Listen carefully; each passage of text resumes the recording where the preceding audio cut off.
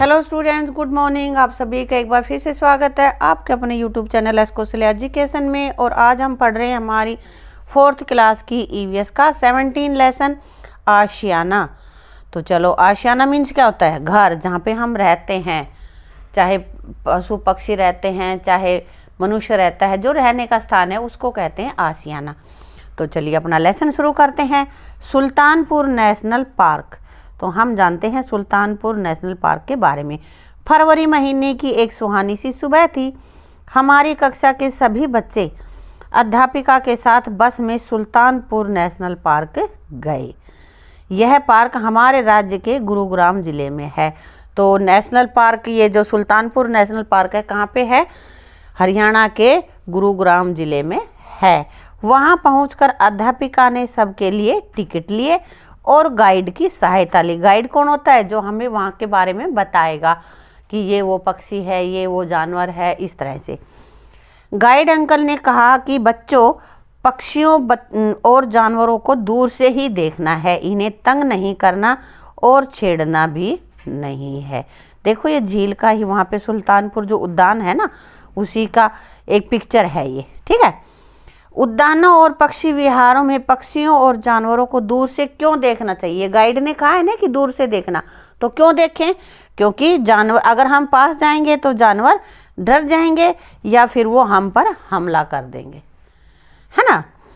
सबसे पहले guide uncle हमें सूचना केंद्र ले गए। वहाँ अनेक पक्षियों की तस्वीरें लगी थी।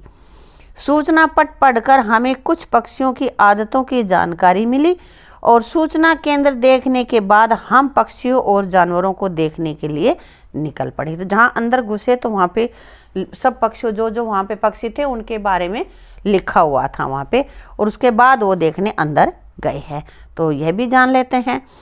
सुल्तानपुर राष्ट्रीय उद्यान 1.42 1.42 वर्ग किलोमीटर क्षेत्र में फैला हुआ है। बेटा, दशमलव के बाद जितने भी डिजिट होते हैं, जितने भी अंक हैं, वो अलग अलग बोले जाते हैं, एक साथ मत बोलना।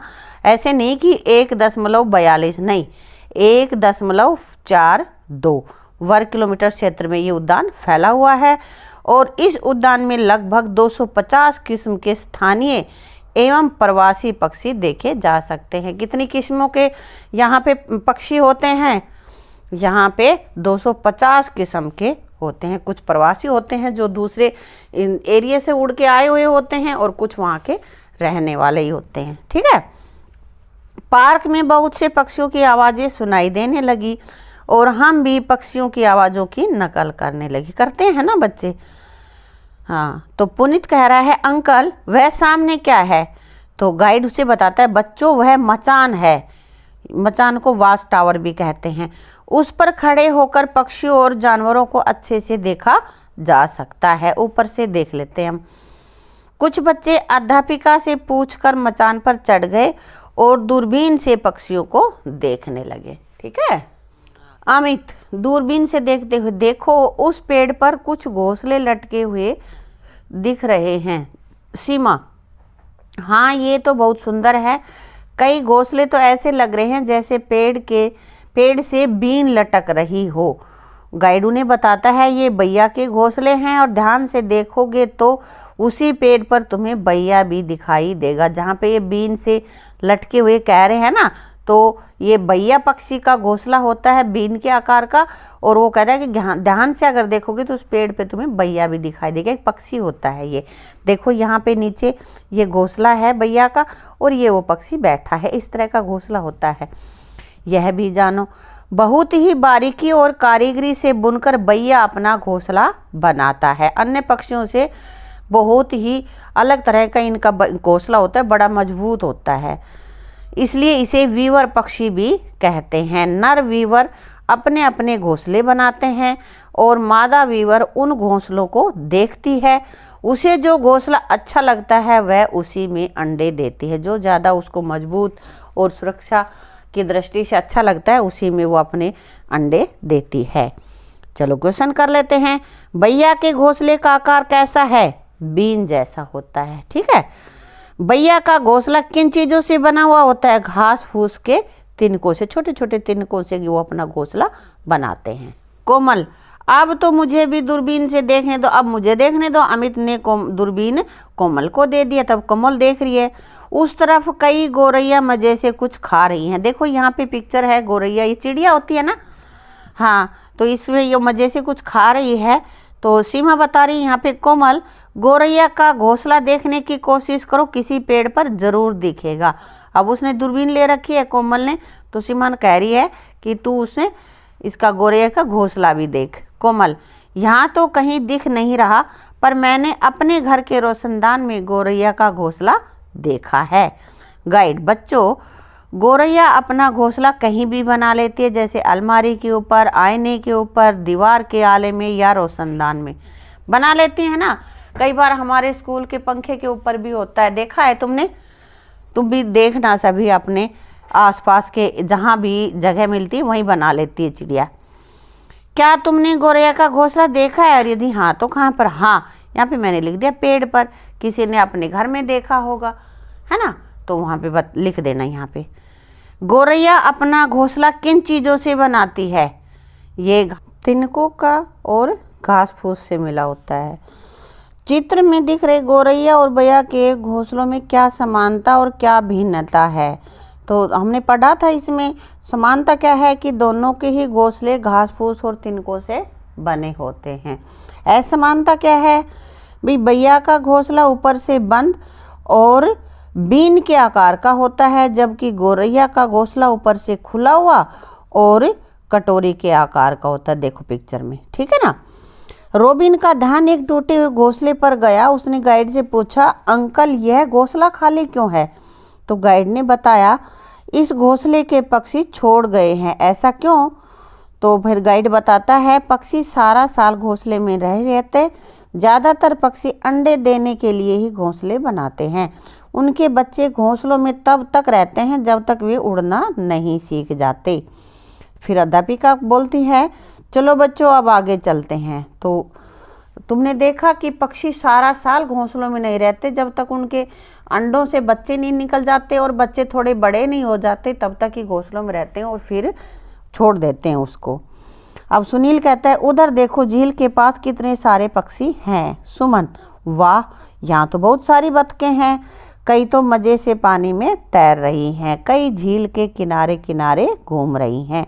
नितिन पूछता है, अंकल झील के पास वाले पेड़ों पर तो बहुत से पक्षी हैं। तो गाइड बताता है, हाँ, सर्दियों में इनकी संख्या और भी ज़्यादा हो जाती है। सर्दियों में अधिक हो जाती है, क्यों? क्योंकि इस मौसम में बहुत से पक्षी दूसरे देशों से हजारों किलोमीटर की दूरी तय करके यहाँ आते हैं। सर्दियों में वहाँ दूसरे देशों से भी पक्षी यहाँ उड़कर आ जाते हैं। सर्दियाँ समाप्त होने पर ये प्रवासी पक्षी वापस चले जाते हैं। तो देखो कुछ पक्षी यहाँ पे है ना, सुल्तानपुर राष्ट्रीय उद्यान में आए हुए प्रवासी पक्षी। ये सारे पक्षी दूसरे देशों से उड़कर यहाँ पे आए हुए होते हैं। तो अब प्रश्न देखते हैं, पक्षी एक देश से दूसरे देश में क्यों जाते हैं, क्यों चले जाते हैं? मौसम परिवर्तन हो जाता है। जहाँ पे अगर उनको मतलब सर्दी चाहिए और उनके इलाके में गर्मी हो रही है तो सर्दियों में यहाँ आ जाते हैं। या जहाँ पे बहुत ज़्यादा सर्दी पड़ती है और यहाँ सर्दियों में थोड़ी कम सर्दी होती है, तो उसलिए जहाँ बर्फीले इलाके हैं वहाँ के पक्षी उड़कर इधर अपने यहाँ पे आ जाते हैं। और दूसरा, भोजन की तलाश में। कपिल, सुनो सुनो कोयल की आवाज़। सुमन, कितना मीठा गाते, कोयल की आवाज़ सुनाई दी है उन्हें। तो रानी कहती है, अंकल कोयल का घोंसला दिखाई दे तो वह भी दिखाना। अब गाइड उसको बताता है, कोयल अपना घोंसला नहीं बनाती, वह कोए के घोंसले में ही अंडे देती है। कौवा अपने अंडों के साथ कोयल के अंडों को भी सेता है, क्योंकि इन दोनों के अंडे एक जैसे ही दिखते हैं। कोयल चालाक है, अपना घोंसला बनाती नहीं है, कोए के घोंसले में ही दे देती है। और कौवा समझता है कि ये उसी के अंडे हैं और उनसे उनके बच्चे निकल आते हैं।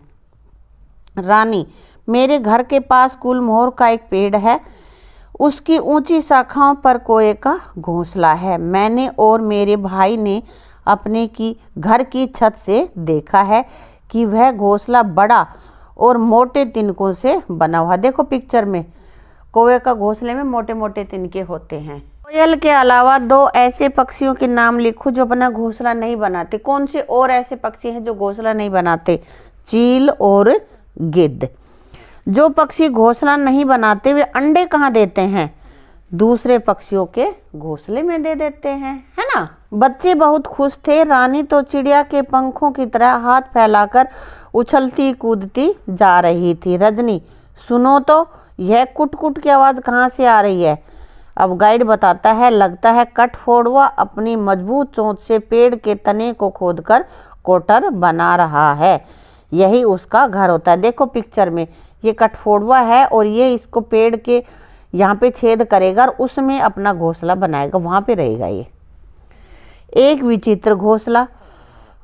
दर्जन चिड़िया का जैसा नाम वैसा ही काम है। वह अपनी नुकीली चोंच से पत्तों को घास से सी लेती है। इसमें वह रुई, कपड़ों की कतरनें और कागज के टुकड़े रखकर इन्हें आरामदायक बनाती है। अब घर लौटने का समय हो गया था, लेकिन बच्चे कुछ देर और रुकना चाहते थे, इसलिए अध्यापिका ने उन्हें आधे घंटे का समय और दे दिया। सब बच्चे बहुत खुश थे। रानी चहकती हुई सी घर पहुंची। उसने दिन भर की बातें माँ, भाई और दादी को बताई। तो यहाँ पे देखो ये दर्जन चिड़िया है ना, ये 2 यहाँ पे पत्ते हैं और उन पत्तों को आपस में उसने सील दिया है और उससे तिनकों से, और फिर उसमें रुई कागज वगैरह रख के ना उसको मुलायम बना लेते हैं। अब वो वापस आ गए हैं घर पे और तो बात हो रही है घर में तब और अब, यानी कि पहले घर कैसे होते थे और अब कैसे हैं। शाम को रानी दादी के पास बैठकर टेलीविज़न देखने लगी। उस पर एक ऐतिहासिक नाटक दिखाया जा रहा था। रानी बोली, वाह कितना सुंदर किला है, इसका दरवाज़ा भी बहुत बड़ा है, पर दादी इसमें मसाले क्यों जल रही हैं? तो दादी बताते, बेटी पुराने ज़माने में जब बिजली नहीं होती थी तो लोग रोशनी के लिए मसाल, लालटेन, दिया या डिबरी आदि चीज़ों का प्रयोग करते थे। पहले तब लाइट नहीं होती थी तो रोशनी किससे की जाती थी? रोशनी करने के लिए मसाल होती थी, लालटेन, दिया या फिर डिबरी। डिबरी छोटा दिया होता है। बिजली न होने पर तुम अपने घर में किन चीज़ों से रोशनी करते हो? कुछ मोमबत्ती जला लेते हैं, कोई किसी के घर में लालटेन भी होगी, दिए भी होंगे, या फिर आजकल तो बैटरी आई हुई हैं, उनसे भी हम टॉर्च, जिसको टॉर्च बोलते हैं, उससे भी प्रकाश कर लेते हैं। ठीक है। रानी, दादी क्या तुम्हारा पुराना घर बहुत बड़ा था? दादी से पूछ रही है रानी। अब दादी कहती है, इस किले जितना बड़ा तो नहीं था, लेकिन हमारे घर का आंगन काफ़ी बड़ा था और उसमें तुलसी का पौधा भी लगा हुआ होता था। घर की दीवारें मोटी, मिट्टी और पत्थर की बनी हुई होती। घर की दीवारें, जो कच्चे मकान थे, वो बहुत चौड़ी होती थी, मोटी होती थी और वो मिट्टी की बनी हुई होती थी। छतें ऊंची और कड़ियों वाली होती थी। अब चर्चा करें, कुछ क्वेश्चन देख लेते हैं। हमारे घर की छतें किन चीज़ों की बनी हुई हैं? अब जो घर हैं उनकी छतें किस चीज़ की बनी होती? ईंट, सीमेंट, पत्थर, बजरी, लोहा, स्टील आदि की बनी हुई होती हैं। और पुराने समय में घरों की दीवारें मोटी क्यों बनाई जाती थी? क्यों बनाई जाती थी? ताकि गर्मी के मौसम में ठंड और सर्दी में गर्मी रहे। सर्दी के मौसम में वो गर्म रहती थी क्योंकि बाहर की सर्दी कम पहुंच पाती थी दीवारों के पार से, और गर्मियों में ठंडी रहती थी, इसलिए मोटी की जाती थी। तो बेटा अपने इस वीडियो को यहीं पे समाप्त करते हैं। अगर वीडियो आपको अच्छी लगी हो तो वीडियो को लाइक करना, शेयर करना और चैनल को सब्सक्राइब करना। Thank you.